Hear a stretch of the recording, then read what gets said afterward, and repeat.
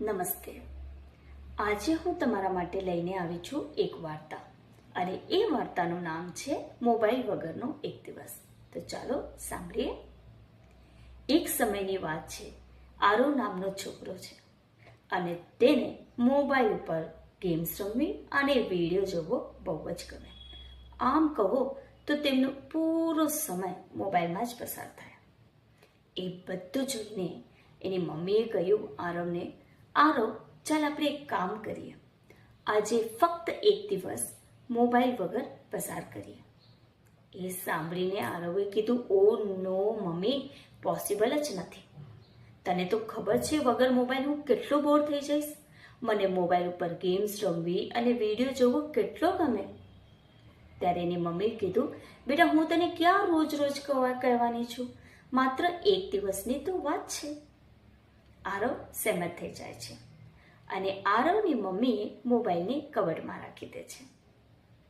અને તમને ખબર છે આરવ કેવી રીતે દિવસ પસાર કરે છે?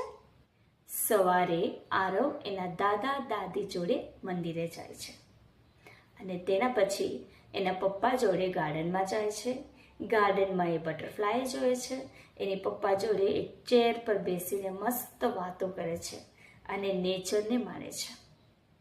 ઘરે આવ્યા પછી એની મમ્મી જોડે મસ્ત ડ્રોઈંગ કરે છે, પોટ પર ડિઝાઇન બનાવે છે અને દાદી જોડે બેસીને વાર્તા સાંભળે છે અને દાદા પુરાના જમાનાની વાતો કહે છે. અને એના પછી જ્યારે સાંજ થાય છે ત્યારે આરવ એની ટોળીને જમા કરે છે અને બધા મિત્રો મળીને એક મસ્ત ક્રિકેટ રમે છે. એમ કરીને આરવનો પૂરો દિવસ પસાર થાય છે. જ્યારે રાત થાય છે ત્યારે આરવે કીધું એના મમ્મીને, અરે મમ્મી, આજે તો ખરેખર મજા પડી ગઈ હો, બહુ જ આનંદ થયો. ત્યારે આરવની મમ્મીએ કીધું કે બેટા, ક્યારેક ક્યારેક મોબાઈલને સાઈડમાં રાખીને એક આનંદ મળે છે, કરી તો જો. મોરલ એ છે કે જરૂરી નથી કે મોબાઈલમાં જ બધી દુનિયા હોય. મોબાઈલમાં સાઈડમાં રાખીને ક્યારેક કુદરત, મિત્રો અને પરિવાર સાથે સમય વિતાવો. ખરેખર એ જ આનંદ છે. ધન્યવાદ.